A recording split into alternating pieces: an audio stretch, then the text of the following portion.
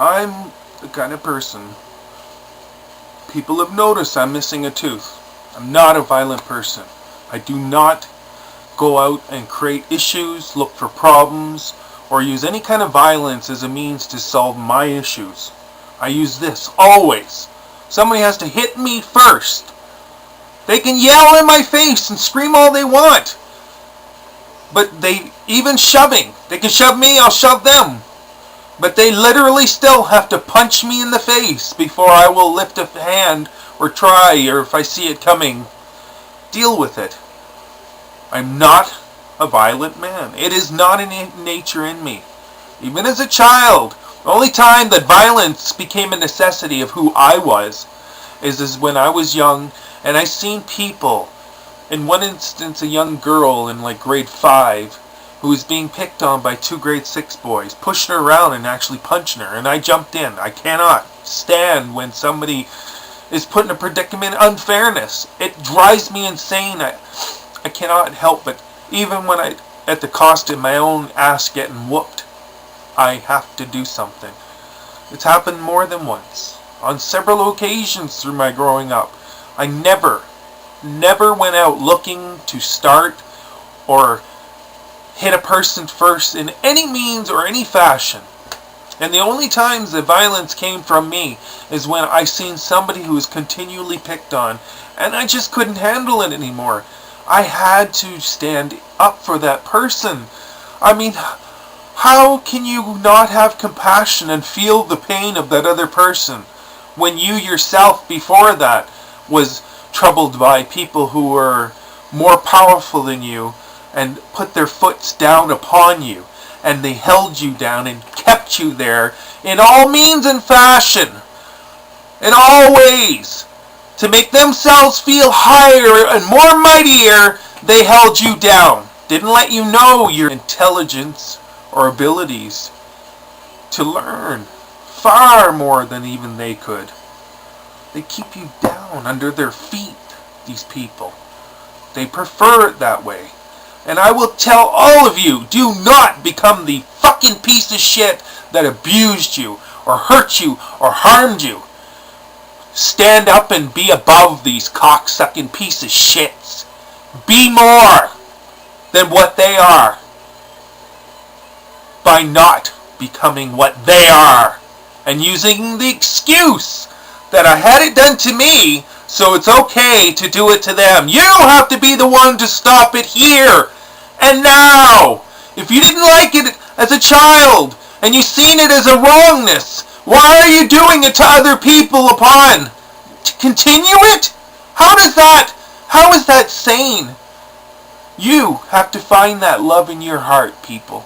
If you can't find the compassion, we're lost. There is no means, there is no way.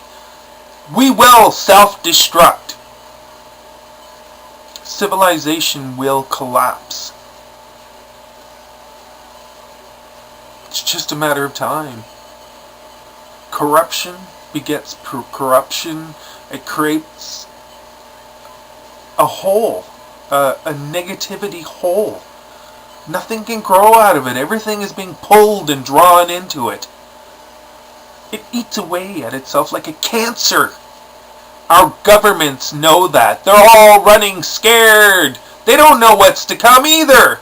People are afraid of the future. People are afraid of this unknownness of the future. How many of us do we have to keep doing this shit? Okay? My history has never been harmer. Okay? I always have love in my heart. Why? Because at the age of 18, I already had 2 children to be responsible for and a girlfriend. Where everybody else was coming out of school making their lives, I was already full-time family man, fighting the system. My first experience was when we had a fire in our basement suite we were renting, and it was my negligence that caused it. But I managed to get it out.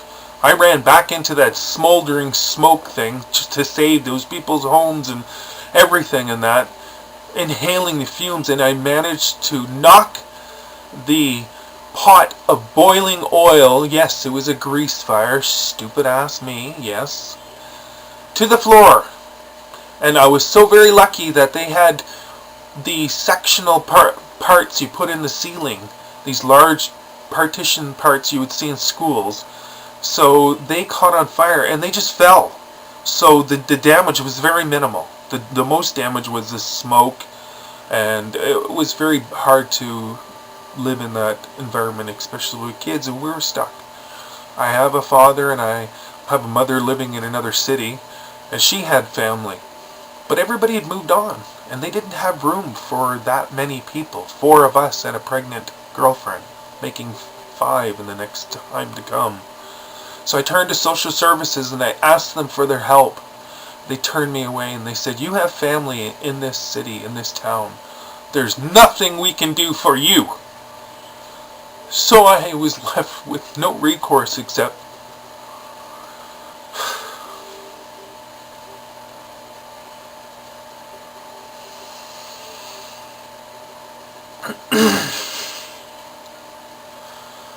my God-given intelligence to do what I could. So I went down to the nearest newspaper and I pled them my story. And lo and behold, I didn't know the laws at the time, that they weren't even allowed to do these things. It was the grace of the news, the media, that actually stood for something there, cared for something in this small town. They took this story and they put it in a paper, and the next thing I knew, social services is denying everything that I had said they said, that they had turned me away in all aspects.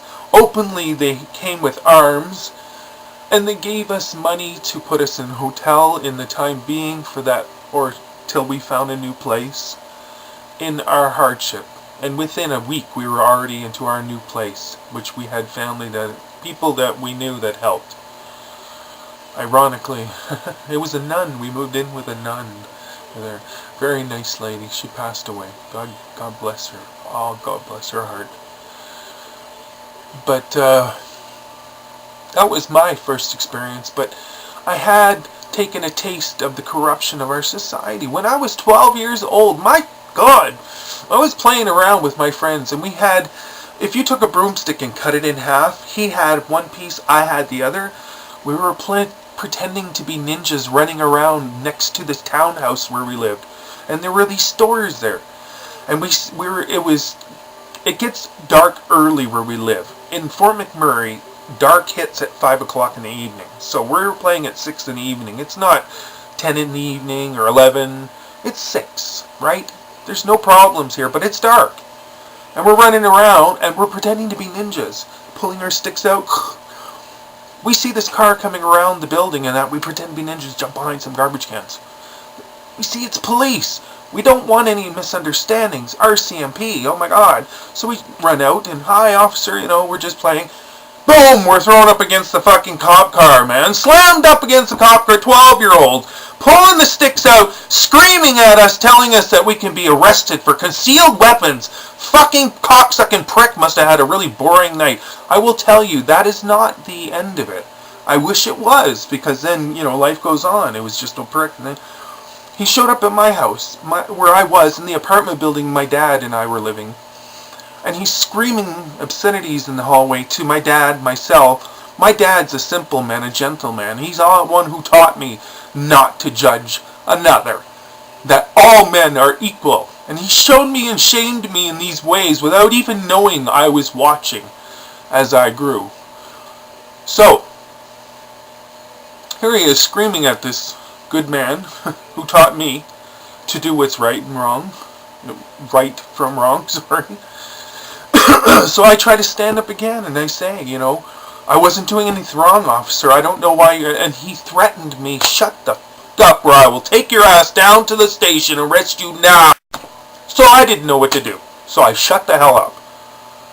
It didn't fucking end there, my friends. I wish it did. Here's my view of being able to see our system and the corruption ability. Now, I know there's people far surpassed what I've seen, okay? And I don't know if they had it coming or if they're good, decent people. They're just fucking in the wrong place and that.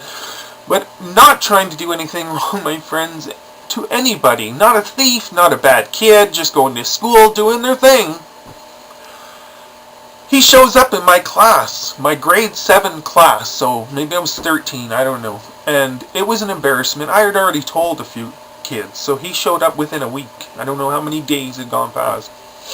A handful I had told my side of the story. I didn't embellish, that wasn't who I was. Which really sucked, because my stories sucked when you don't embellish, when you're straight up. Well, it is a cool story in all aspects. Shut the fuck up and finish the story. Okay.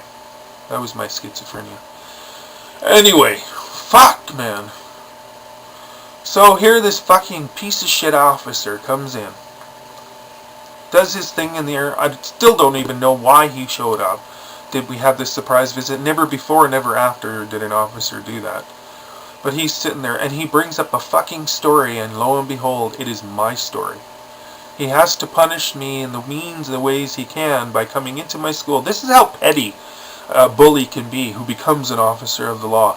A piece of shit, fucking nothing bully who's got no balls, okay? His balls are this fucking big, right? And his intelligence are about the same. That's why he ends up as a fucking piece of shit cop, right?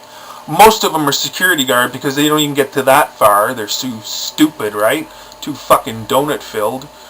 Anyway, he shows up and he blabs to the whole class about this story, and I'm left with fucking egg on my face to some degree. Even for the whole aspect, it was an embarrassment, a humiliation.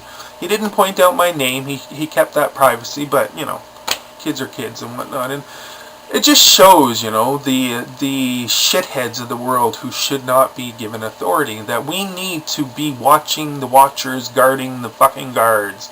Okay, and it didn't stop there, because when I was 16, I moved to Edmonton with a girlfriend before I met my wife at 17 with 2 children who I brought up from 2 and 1. And they're my children. Okay, I have 3 children. I would never claim any difference. I don't even tell people this because it's really none of their fucking business. But it's part of the story, so here you go.